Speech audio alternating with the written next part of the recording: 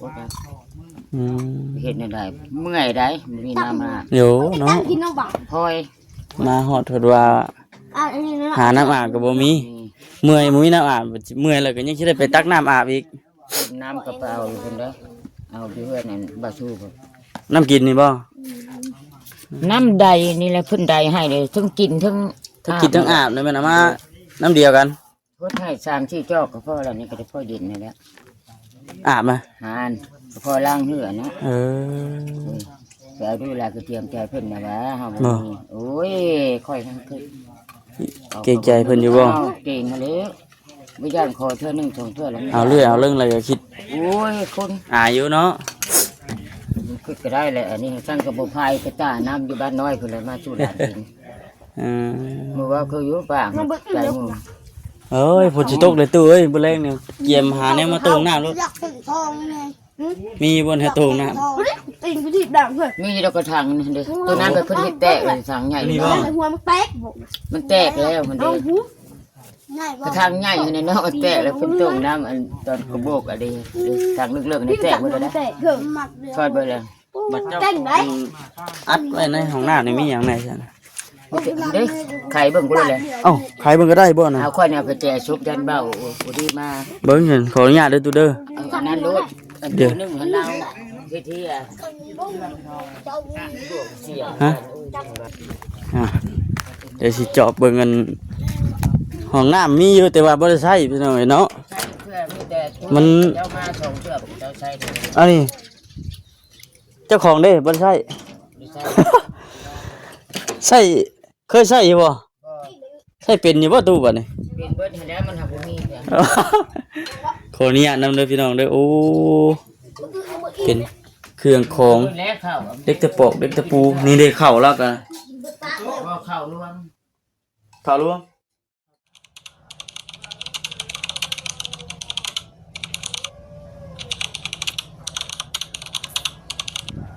พี่น้องยังอยู่ที่บ้านที่เฮือนน้องกระแตเพิ่นคือเก่าพี่น้องเนาะฝนสิตกบ่จักนี่ฝนมืดหมอกเขามาทางบ้านเฮาทักทายสบายดีเด้อพี่น้องเด้อเนาะสบายดี สบายดี กินข้าวกลับไปชัง กับปุงปลา ปองปลาแซ่บบ่ปองปลาเอามาแต่ไส ไผให้ลูก อาบน้ บ่แซนบ่อันนี้ก็หลานบ่คนนี้ก็ บ่หมู่มัน หมู่คนนี้ บ่มีหลานมีลูกเรามีแต่สองคนนึงอันน้องก็บ่ได้มี อืม ที่นี่หมู่มัน แม่ตู้คือบ่กินซั่น มันบ่ยากเมื่อยไปหาเฮ็ด โอ้ยังบ่ทันอยากบ่นะ ว่า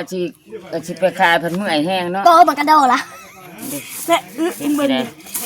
สุขด่าง ฉันได้ไปขายอยู่ อ๋อ มาจบยานมันไปพิษทั่วแดน เอ้ามันก็ดีคือว่าย่างมานํกันอยู่ บ่ได้พอนี่ตัดออกมานี่ อืม พอเป็นยางดำทาง โอ้มานน่ะดีเด้อซั่นมานเนาะ พอได้ยุขึ้นไปเขาเอาก่อนอยู่นี่เขาเอาก่อนฉันจะยึดนึงแล้วจึงลงไปพุ่นฮะ ไปหาได้มันอยู่แบบนี้นี่ อยู่แน่นตามโค้งตามขอนเด้ ตามคอนไม้ดอกบ่ ขอนไม่ดอกนี่ เออ อันนี้มันขอนอันนั้นให้ขอนแต้ขอนนั้นให้เต็กมันหักบ่ทันเขาอันนี้ขอนนี่แล้วอัน ตัวแรงกันจุ่มใน ขอนที่ คอนยังก็ตัวนี้ ต่อจิกต่อ ตัวจิก โดย อืม ต่อจิกคันเฮ็ดข่าวแล้วตอนที่สั่งนี่นะเขาเอาเบิดเดี๋ยวนี้นักข้างนี่เดี๋ยวนี้ อืม หินนี่เลยจังหอบลงทุนนะจะว่าอุ่นข้าวเย็นปั้นหนึ่งฮะ เข้าก็สิเบิดเลยลานกินก็เบิดแล้วนี่ เบิดกับเบิดเฮาดีๆมันกินข้าวกระแดงบ่เบิดแนวข้าวกระแดงก็เลยกินให้ มัน เนาะ เป็นตู้เดียวกินเลย บ่ยากหรอกเมื่อยยากกับพวกนี้นี่ อืม แม่นไกลไปผู้เดียวเลยเด้อเติมให้นะ ถือกระต่ายใหญ่เนาะไปเนาะ จำมโนตัวเล็กอยู่นี่ โอ้สมมนุษย์ตัวเล็กนี่แม่นนั่นคือไปที่โตเลยไป เอาเพื่อนไปอยู่เขาปีนเข้า ไปตะลินนี่บ่ ไปชื่อขายดิน ซื้อขายดิน ไปแม่นเพียงดอกมันแม่กระตาน่ะบ่ได้ป้าจักเทื่อ เพราะจังว่ามานี่คือว่ามิดสมองอยู่ซั่น มื้อใด ผมกินนี่แหละ หาก็มานี่ได้ เออ ไว้ช่วยเติบไปเช้านี้ก็ท่าย่านว่าเพิ่นมาเจ้าน้ำย่านชุมบ่าโอลีมาไม่หยังหั้นนะ ทำอิฐนั่นว่าสิมาเจาะน้ำอยู่ตัวมื้อนี้นั่นแต่ว่าทางบ่จิตเพิ่นว่าทางช่างเจ้าน้ำนั่นค่าเวียก แม่น เวียกหยังก็มันยังเฮาก็ยังบ่ทันได้ฮู้ดอก แต่ว่า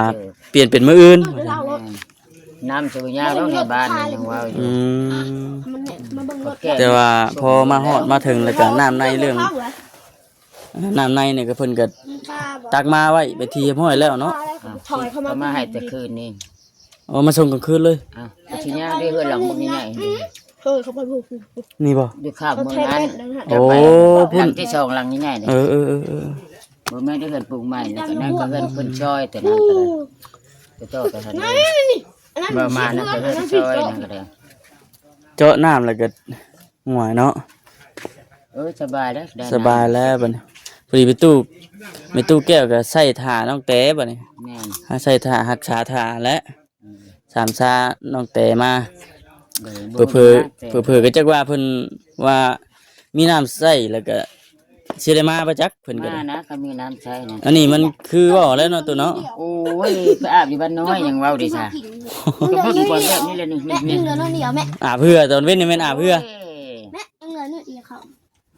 เท่านั้นแล้วก็เบิดแล้วโอ้ย อืม เฮ็ดได้เมื่อยได้มีน้ำมา เดี๋ยวเนาะ กินน้องบ่าว พอย มาฮอดเพิ่นว่า อันนี้นะ หาน้ำอาบก็บ่มี นี่ เมื่อยมุ้ยน้ำอาบเมื่อยแล้วก็ยังสิได้ไปตักน้ำอาบอีก น้ำกระเป๋าอยู่เพิ่นเด้อเอาอยู่เฮือนนั่นบ่สู้เพิ่น น้ำกินนี่บ่ น้ำใดนี่แหละเพิ่นใดให้เลยทั้งกินทั้ง ทั้งกินทั้งอาบนี่แม่นเอามาน้ำเดียวกัน เพิ่นให้3-4จอกก็พอแล้วนี่ก็ได้พอเย็นนี่แหละ อาบมา หานก็พอล้างเหือนะ เออ ไปเอาดูแลก็เตรียมใจเพิ่นนะว่าเฮาบ่ บ่ มีโอ้ยค่อยทั้งคืน เกรงใจเพิ่นอยู่บ่ เาเก่งมาแล้วบ่ย่านขอเทื่อหนึงสองเทื่อแล้ว เอาเรื่อยเอาเรื่องอะไรก็คิด โอ้ยคน อายอยู่เนาะ มันคิดก็ได้แหละอันนี้สร้างกระบอกพายไปต้าน้ำอยู่บ้านน้อยเพิ่นเลยมาสู่หลานกิน เออ มือว่าคืออยู่ป่าใจมึง เอ้ยฝนสิตกเลยตู้เอ้ยบ่แรงนี่เกียมหาแนวมาตรงน้ำลูก อยากเป็นทองไง มีบนให้ตรงน้ ตีนไปที่ด่างเพื่อน มีดอกกระถางนี่เด้อตัวนั้นก็เพิ่นเฮ็ดแตกเลยสังใหญ่ หัวมันแตกบอก มันแตกแล้วมันเด้อ ง่าย กระถางใหญ่อยู่ในเนาะมันแตกแล้วเพิ่นต้มน้ำอันตอนกระบอกอันนี้ทางเลิกๆนี่แตกหมดแล้วนะ แตกเกิดหมักเดือ ซอยไปเลย แต้งได้ ำอัดไว้ในห้องน้ำนี่มีหยังไงซั่น เด้ไข่เบิ่งกูเลย เอ้าใครเบิ่งก็ได้บ่น่ะ เอาค่อยเนี่ยไปแจชุบยันเบ้าบ่ดีมา เบิ่งเห็นขออนุญาตเด้อตู้เด้อ เอาอันนั้นรู้อันตัวนึงอันเราที่อ่ะเสีย ฮะอ่ะเดี๋ยวสิเจาะเบิ่งกันห้องน้ำมีอยู่แต่ว่าบ่ได้ใช้พี่น้องเอ้ยเนาะ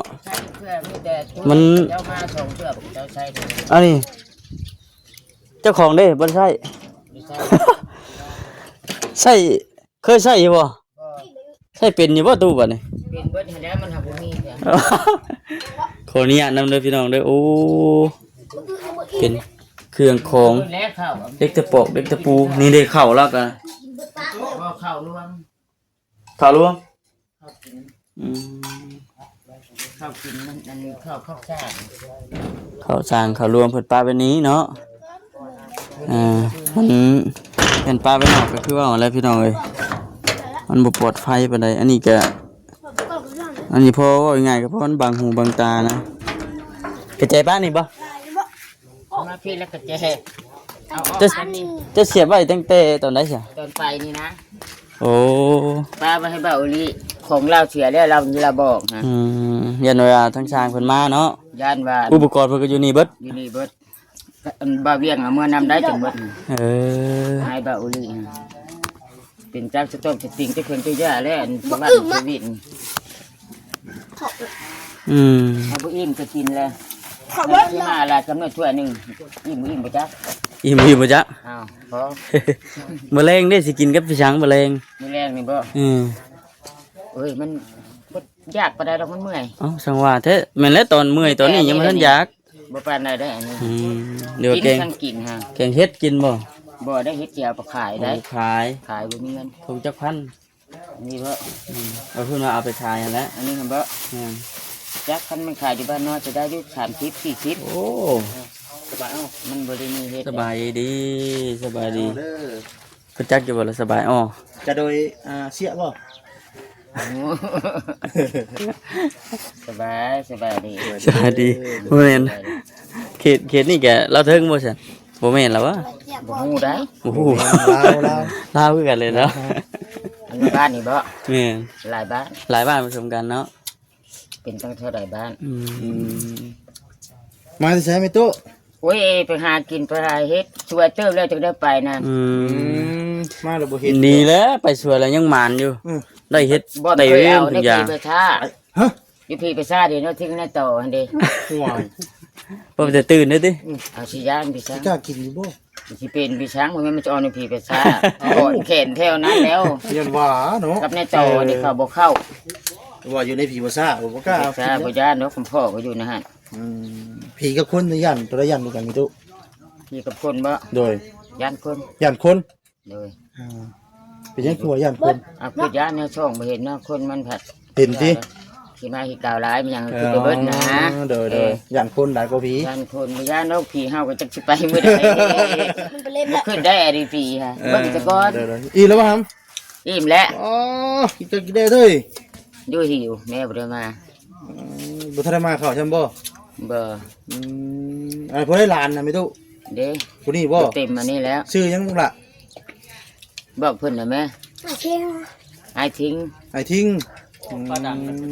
ใหญ่ซื่อๆยังว่าอยู่บ่ได้ฮู้ เด้นี่กระทางสีดำนี่ มันช็อต แรงฝนตกการอึ้งเลยบ่แรงมีตู้เอ้ย โอ้ยบ่เห็นหุงการ เฮานี่สิไปมื้อไรน่ะ โอ้ยป้าบรรลุแม่คันแบก เฮานี่ เอาไปทิ้ง มื้ออื่นครับ ฝนตกทางการอึ้งเลย บ่มีดอกอื่นที่นี่พูนแถวอันเชโนพุ่นนี่แถวทางแบก แถวนี้บ่มีบ่ บ่ตั้งแต่มาอยู่นี่บ่ได้เคย เห็ เห็ น น ว่า น้อง แถวสวนอ้อยแต่หยังว่า บ่มีบ่มี เนาะ ที่นี่ คือว่าเป็นดงเป็นป่าอยู่แถว เป็ นี้ นอยู่หักกลางคืนมาโคมเขาเรื่อยอยู่ โอ้ เขาหาแม่งขนุนหาที่สั่งแม่งเนี่ยการมันยังบ่มี คนหลาย คนหลายคนหลาย แม่ อ แซ่ ยู่เชโนจะบ่เว้าเป็นครึ่งก็ชอบแต่เพื่อนนั่งนอนให้เพื่อบ่อน ตอนงัวถ้าเอางัว มาแต่หาเฮ็ดมาแต่หาเฮ็ดอันบด หาเฮ็ดบนเมื่อยก็มานั่งพักแล้วก็ซ่อมแล้วก็ว่าสิเข้าไปขายไว้เมื่อยแห้งผัดบ่เห็นอันนี้แน่ยันไปทั่วทีเป็นห่วง ให้คือว่าเราบ่เต็มร้อย เอาก็บ่ได้เต็มเลย เอาว่า50 50มันน่ะ 50ก็50 ก็เป็นร้อย เป็นรีเป็นร้อย บ่50หาคนบ่ดอก คนละ50บ่ นี่คือไปทิ่มแล้วเพิ่ม เออ ทิ่มตลอดบ่ได้ฮู้พี่ชายเด้อมันบ่จังอ้ามจังหายใหญ่สิชื่อบางกว่าแม่บอกให้ถ่ายแน่ถ่ายแน่พุดเอาว่าเพิ่นเจ้าน้ำแล้วก็สบายดอกว่าบ่ได้ใช้อิ่มแล้วล่ะว่าเบิ่งกว่าพุ่นมีนชาบมีนปุ๋ยคือทึกอยู่ ห่อนเนาะ ฮ้อน คือว่าอะไร แล้ว คือออกเนาะ มันบ่มีน้ำมีนายเพิ่นก็คอหมูกก็คอด้านเทื่อด้านสองก็เจียนใจเพิ่นก็บอกอยู่ดอกพุ่นเนาะอยู่นายแถวนี้ก็ดอกอย่าเฮ็ดลูกเอาไปไว้นะเชื่อเบ้านะชื่อให้2ตัวพูดละ2ตัว มาให้อึ เป็นบอกนี่ได้ เออตะกี้บ่จักว่า บ่ฮู้ผู้ใดมาก็ผู้ใดบอกเด้บอกให้จื้อนะบอกให้นกให้โดนนี่นะกินให้เป็นเวลาให้ลูกให้แม่บอกนี่ได้เราหมักว่าเรา โม บอก นั่นน่ะเป็นน้อง ไปไทยไปเด้ บาดถึงก็ตาย บอกหมดนี่บอกหมด เริ่มเย็นแล้วบัดนี้ โอ้ยให้เย็นเนี่ยค่อยให้เมื่อยก่อนสิพาออกมานี่บ่เจมุนว่ายายแก้วเอ้ยว่าเขี่ยวเมื่อเด้อมื้อแรกมีผ้ามีผมได้ โอ้ ก็เลยฟ้ามาบัดนี้ เอาพร้าวแล้วบ่เห็นหลานเนาะเคยใจโคบยังหาหลายเทื่ออะไรซ้ำหาเขียด บ่หาเยื่องหา เรื่องหาแล้วไปทำแต่เรือนนั่นแหละ จังเลยเนาะ บ้านน้อยเขาหูกระทิบนะ เออ เขาหูบ่ดอกมานะ บ่หาไต่กบหา สบายดี สบายดี สบาย สบายดี สิลองเลยนะทางบด ลองไว้หรือว่าเป็นตัวแก้วของน้ำนะ เอาบ่ลอกไปเห็นได้ภายละไข่เมียน ลองอีกหลักกินนี่คือเห็นไข่ซะ ตอนใด กินนี่แล้ว ไข่เบิ่งผมกินนี่ล็อกได้ค่อยล็อกไว้แล้วผมกิน เพิ่นลอกแล้วอัดแล้ว น้องตีกับน้อยเบิ่งกูเห็น ไข่เบิ่งบ่ มีอะไรอยู่ในหั่นน่ะ ผิด อย่างเบิ่งก็เอาสัมภาษณ์เลย โอเคเนาะ บ่หมดเราไปสู่เบิ่งดอกนะฮะมีแต่เบ้าอันลีพวกอย่าดื้อลูกค้ากันออกลูกไปลิ้นอายว่าไปนอนอายเพิ่น เฮ็ดห้องน้ำงามบ่กล้าใช้อีกแล้วนี่แก เข้า อันนี้ก็บ่นับอัน ใจ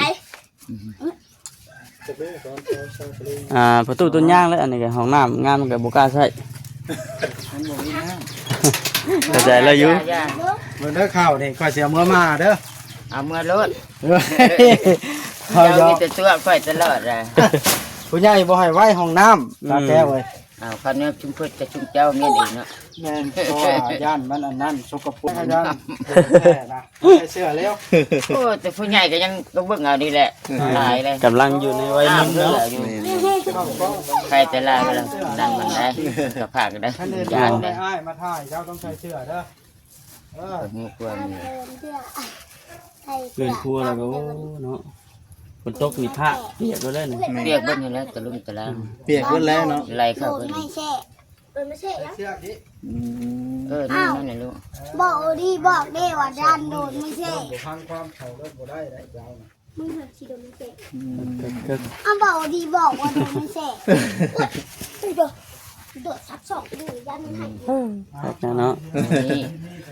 มึงเห็นเสื้อมีแต่หมูตีบ่เคยตีหมูได้ อ่า แล้วมาให้บอกว่า เพราะว่ามีหมู่ปากหมู่เว้ากับผู้นี้เลยเนาะ มีกูหูทิ่ม พอได้ปากเธอว่าพอได้เป็นคู่หั่นน่ะ พอได้เป็นครูพอได้บ่เหงา แล้วก็แม่นี่ก็มักเงียบๆนะก็สิว่านะ เนาะ บ่มักกระทึกมักแบบเงียบ อยู่เงียบๆบ่ ๆแบบสงบชนิดนั่น สงบ นั่น สมมุติว่าทั้งช่างเพิ่นมาเจ้าหน้ามื้ออื่นก็แม่นทั้งในตู้เตรียมเฮ็ดอยู่เฮ็ดกินบ่ ไปขับว่าง่ายบ่ได้ว่านี่ได้ บ่ฮู้ได้ โอ้นี่ยังบ่ทันได้ฮู้เนาะตัวนี้เนาะ พวกมาเจ้าน้ำแล้วเจ้าสิถือมากินเองแหละ โอ้ เว้นไว้แต่พวกเฮ็ดเฮือนเฮ็ด โอ้ สร้างแล้วเบ้าอุลีชื่อมาเฟจุลีแล้วให้เบ้าอุลีชื่อมาแหละให้แม่เฮ็ดทุกเขากิน โด น้ำกัน โดย แบบนั้นดอกเพิ่นอย่างนั้นดอกนับแต่มันผิดไปได้เพิ่นแล้วเพิ่นชื่อบ่ทุแนว โดย อืม สิดื้อแอ้กันอย่า เข้ากันนะเนาะหมู่กับหมู่นะ มันได้แต่เฮ็ดบ่ได้ตีไผได้อันนั้นตีได้อันนั้นนี่บ่ได้ตีไผได้เพื่อนแต่หมู่ตีเฮ็ดแบบนี้แหละเขาตียับไปเบิ่งแข้งขาเพิ่นเอ้ย หมู่ฮ้อนบ่อยู่เทิง โอ้ยกันคืนชื่อชงนึงบ่ได้นอนเมื่อยนอนอยู่นอนนี่ แม่น คันสิไข่ตู้ผัดยานเฮ็ดมันมันมืดบ่ได้มืด บ่อันเดือดแจ้งนี่แค่นี้ติ เด็กแจ้งใครว่ากันคืนมืดบ่ได้ อืม บ่มีหยังหรอกพี่น้องเอ้ยเนาะอันนี้ก็แวะได้มาแล้วก็เข้ามาเยี่ยมมายามทำในตู้เราเข้ามาเยี่ยมมายามมาโอมาลมนำอยู่ใกล้ทัดกันเฮ็ดจังได๋ซั่นเนาะ เดินบ้านใกล้เรือนเคียงเนาะ บ้านใกล้เคียง ใจแล้วสแต่มาอยู่ อย่างก็บัดเจ้านั่นเจ้านายแล้วก็สิได้สะดวกสบายคือกันอยู่สิได้อันเอาน้ำใกล้อีกบัด แม่นเพราะว่ามันฮ้อนมันหยังพอนอนนี่ก็ได้กับหลานนะอันนี้บ่หานเอาได้สองคนน่ะย่านได้คิดในตาบ่เห็นนะ โดย แถวนี้ก็แถวคำบ่นแถวทับงูเหลือมซ้ํ ตัวทำงูเหลือม เคิ้วนี่ กูกูตรง เข็นเขี้ยวมันเลยคือยาน มีตำนานบ่ มาบุญมีได้เขาบอกหลายคน คือว่าทำงูเหลือมเป็นยังได้มีตู้ แล้วมันก็ที่นี่แล้วนี่แต่เพิ่นบอก เรื่องราว ย่าเอาแอบ่ฮู้ได้ มีตู้บ่ฮู้ พากันไปดินผู้ป่ะไปเล่นพูดกับเจ้าบอก อืม แล้วก็บ่เคยไปหากินอีกแถวนี้มีแต่ลูกบุญ แถวดงแถวนั้นบ่ ถามงูเหลือมติถามงูเหลือม ทำงูเหลือมงูใหญ่แล้ ทาว ง ก็ ว่าไงก็บ่เคยเห็นเนาะ บ่เคยเห็นแถวนี้ แต่นี่แต่คนเว้า เขาบอกผู้เขาอยู่ตัวนี้บอกอย่าไปเด้อ บ่ให้ไปใกล้เด้อเห็นเลยเนาะ บอกนั่นเขาสิไปจังบ่เคยหาอยู่หากินแล้วเข้าแล้วสิเป็นข้างแถวนั้นเนาะ อืม น้องเมก็สิจู มา เล อย ยู่ตั้งแต่กระถิ่นได้8 เดือน อ๋อ มาอยู่ชวนอ้อยแล้วถูกยากอันนี้ก็พ่อเชียร์แล้วก็ ไปท่องมึงบ่ บ่มีบนอยู่บนเช้าแล้วเงินคำหาหิบรวมเล็กน้อยก็ปัวเบิ่เลยครับ คือนี่เนี่ยหลานบ่กะทิง หลาน คือถ้ามีตู้นี่มีลูกจะคนเหรอมี ส ลู อก งคน 2 คน ลูกปัจจุบันนี่ดิปัจจุบันนี่ก็เจ้าอยู่ทางชาย หมอนั่นก็อยู่พุ่นอยู่น้ำเขาหมอนึงก็พุ่น ผู้ชายเบิด ใช่ ชายผู้สองเลย โทรมาเยี่ยมมาคอยอยู่บ่ ไป ว่าโทรมาดินมาคอยนำอยู่บ่ ลูกฮัน โดย คะแนนไปบัดพ่อกับพ่อบ่พ่อแล้วก็บ่เห็นเขาบ่ได้อยู่ คือคู่มือนี่น่ะเพิ่นอยู่นํบ้านลูกเมียบ่หรือว่าไปเฮ็ดงาน ได้เอาลูกเอาเมียไปจ้างครอบครัวนะ ไปเฮ็ดงาน ไปหารับจ้างรับใบเขาเพิ่นยามนาแล้วเขาไปเฮ็ดนาไม่หยังแล้วเขาเอาให้ตัวใดชอบแล้วเขาให้กินยามนั้น อืม แม่คนบ่ได้เป็นหนังสือ อืม หรือเขาโรงเรียนมีแต่โชว์กับโชว์คันมีผู้หญิงโอ้ยสิบ่ทุกข์ปานนี้เนาะก็เบาตีนเบามือแหละ บ่มีคนแต่งเพลงแต่งง่ายเนาะ แต่งก็พอได้นึ่งข้าวนึ่งน้ำก็ยังไข่หลายอันนี้เบิดผู้แนว เลย สิบ่ให้เมื่อยนี่แหละ อดทนสู้สดไปนะตัวเฮ็ดจังได๋ซะนะ ย่างไปย่างมาอันนี้แหละก็ยันหลาน และอยู่ใกล้ทัดน้องแต่ก็ยังนี่เด้มีทางผู้หลักผู้ใหญ่เพิ่นมองเพิ่นเห็นอยู่เนาะ เลย เฮ็ดเทือนเฮ็ดชานให้ แต่จะว่าทั้งน้องเพื่อนน้องแต่แล้วผู้ใดจักเนาะสิมาเฮ็ดทางเฮ็ดทุกแก้วเนาะ พุ่นแหละ เพราะว่าจังว่าสร้างอันเฮือนประวนจังเนาะแม่นบ่ สร้างขึ้นประวนโอ้ผู้นั้นบ่ คือ น่า สิเป็ จะ น น่าจะ เพ แม่น ราะอันนั่นจักสิมาเฮ็ด ยันไม่ทราบมันผู้เมียละเสีย นั่นน่ะเนาะ อ่า เพราะว่าตอนนี้ก็ยังค่าเพิ่นก็ค่าเวียกอยู่หอนะ โอ้ เพิ่ ย นแล้วเวียกเพิ่นแล้วเพิ่นสิ แนว มา เผา ดำ เมี เนิน ย การ เผาเมียแล้วก็เผาในเดินเพื่อนแล้ว อืม ได้ยินเบาอีสอนแม่บ่ได้หยุ่งง่ายมาเด้ อืม เฮ็ดแล้วก็สบายบัดนี้แม่ตัวเอ้ย สำได้ก่อน สิบ่ได้อึดอัด ได้ บัด แล้วก็สิเฮ็ดมันดีนะนี่นาดีก็สิสูงกว่าเก่าแล้วก็สิบ่ฮ้อนบัดนี้เนาะแต่ว่าคือเพื่อนทั้งน้องแต่ก็ได้ยินจ้อยทำพี่น้องเอ้ย เฮ็ดสองชั้นไปสิบ่เนาะอันนั้นเสาต่อเด้อตัวนั้นเนาะ แม่เจ้าโต บ่คำเราคิดว่าเพิ่นสิเฮ็ดแบบกระต๊อบนะ กระต๊อบสามีบ่ อ่า ของ เอาว่าเพิ่นว่าเฮ็ดอันเสาต่อทั้งเทิงพุ่น ไม่ได้ก็ย่าดอกก็ได้ประเทศให้ มีบนอยู่บนชดบนเช้าอันจุบเจือกัน เช้าเนี่ยอันนี้พี่ช้างเข้าไปใจกัน บ่กุ้มใจปานใดเนาะตัวเนาะ เอาพี่แม่อีกว่า มัน ถามดึงมันก็ยังออกบ่ได้ อืม 2 ปีแล้วพวกขินกันไม่กันแก่บาด พวกกินก้อนเนาะ เอาเจ้าบ่ขึ้นไปเบิ่งซื่อๆนะคืออะไรทางนอกนี่ เออ พวกบ่ได้ทางเทิงจริงๆตัวดอกก็ดอกฮักบ่ได้ เลย ท่านหัวก็บ่เห็น โอ้โห เฮ็ดหยังเฮ็ดแบบ ฮะขึ้นละครัวเอาโอเคตัวเอ้ย โต โอเคมีแต่ว่ามื้อหน้ามื้อในเด้อถ้ามาเยี่ยมมายามใหม่ สบาย โอ ดี เคสบายดีป้าพี่น้องเอ้ยเฮากันบ่สลี ไป เราเบิ่งเฮ็ดน้องเตคือเก่าแล้วมาฮอดเลยได้จ้ะ เงินเตะก่อนพี่น้อง ครับแล้วดอก อ่าฮะ เข้าว่าแต่แรง พี่น้อง